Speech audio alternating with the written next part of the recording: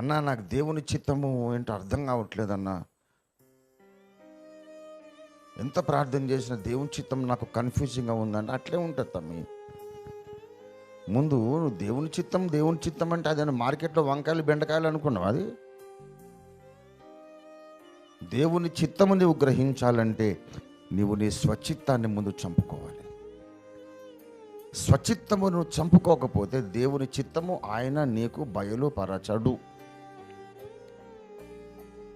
తెలియపరచడు. ఎందుకు తెలియపరచడు? దేవుని చిత్తం ఏంటి, దేవుని చిత్తం ఏంటి అని అడుగుతావు. ఆయన ఇదిగో నా చిత్తం అంటాడు. చెప్పిన తర్వాత కూడా తీరా నువ్వు అది మనకు కుదరదులే అని నీ చిత్తమే జరిగించుకుంటావు.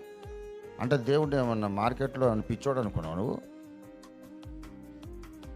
ఎవడైతే నా చిత్తమును నెరవేర్చడానికి ప్రాణమైనా వదులుకుంటాడు అని ఎవడి మీదనైతే దేవునికి నమ్మకం కుదరదో వాడికి తన చిత్తం బయలుపరచడు. దేవుడు తన చిత్తం ఎవరికి బయలుపరుస్తాడంటే, నేను చెబితే వీడు చేస్తాడు, నేను చెబితే వీడు చేస్తాడు అని నమ్మకం ఉంటేనే ఆయన బయలుపరుస్తాడు. లేకపోతే నీ ఇష్టం వచ్చింది చేసుకొని బయలుపడిపోమంటాడు. నీ స్వబుద్ధిని చంపకపోతే, నీ స్వచిత్తాన్ని చంపకపోతే నువ్వు సింహాసనం ఎక్కలేవు, దేవుని చిత్తాన్ని గ్రహించలేవు.